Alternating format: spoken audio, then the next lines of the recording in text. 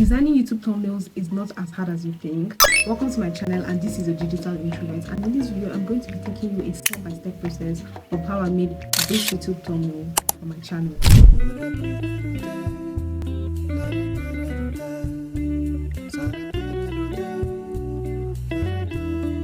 First of all, you should have already downloaded the Canva app on your PC, and then you are going to search YouTube thumbnail on the search bar in order to get the specific measurements for a YouTube thumbnail. When you press enter, you are going to see all sorts of different types of YouTube thumbnails, but over here we like to be creative, so we are going to start with a blank canvas or a blank template if you like. Now make sure that before you do this, if you are using a black canvas, you should have downloaded different backgrounds from Pinterest. They have a lot of interesting ones that you can find. So I'm going to start testing out the different backgrounds that work for this thumbnail I'm working on.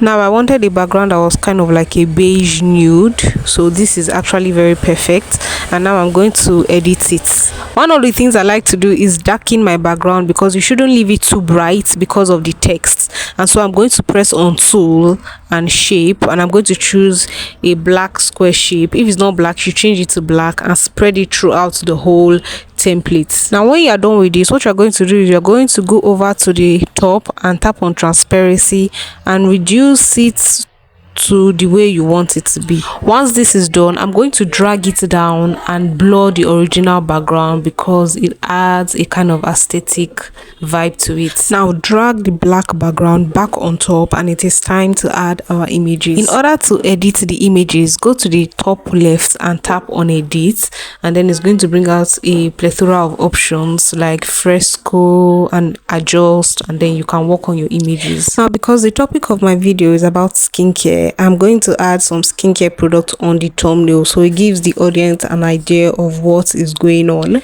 After this, I'm going to adjust the sizes of everything just to make sure that they align with each other. Now I came up with a better idea to put two pictures showing two facial expressions, and then I'm going to add the skincare products. So I'm going to edit the other picture now.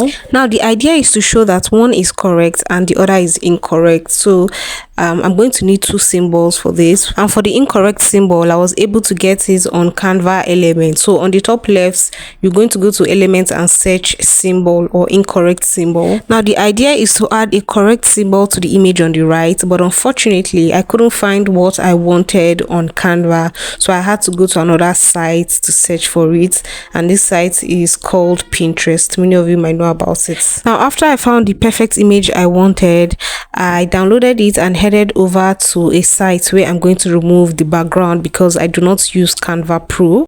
And if you want to know how to do this, go watch this video on my YouTube channel right now, and it will show you how to use Canva Pro features for free or remove background for free for your images. Now I'm back on the Canva app, and I'm going to tap on import upload files in order to import the image that I just worked on. After aligning everything, the next thing I want to do is outline my images with a white outline. And in order to do this, tap on edit and tap on shadows by the left. Now you are going to see a list of options, but by the right, tap on outline. I wanted a white outline, so I just changed the color from black to that. The next thing on our list is adding text, and you are going to go and tap on add a text box by the left. Then you are going to type in whatever it is you want to type. So for example, since I'm distinguishing between fake and real, I typed fake or real, and then I'm going to increase the size. As for the fonts, I don't really like what's going on, so I decided to change it to something that I would like, and I think I changed it to Rubik Bubbles.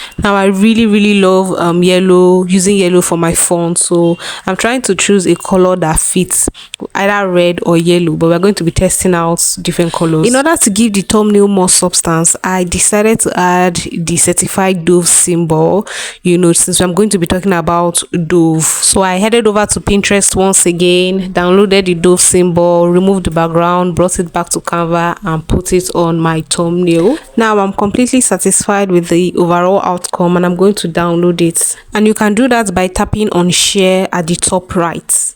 Choose PNG and download. But since on YouTube we have a feature called test and compare, which allows me to use 3 thumbnails, I changed the font to red and I downloaded it again and I tested it and I compared it on YouTube. So let me know what you think. Thank you so much for watching, and if you enjoyed this video, I'm confident you're going to enjoy other videos on my channel where I talk about how to do simple video editing tricks without CapCut Pro, and how to design other YouTube thumbnails and Canva tips and tricks. See you next time. Bye.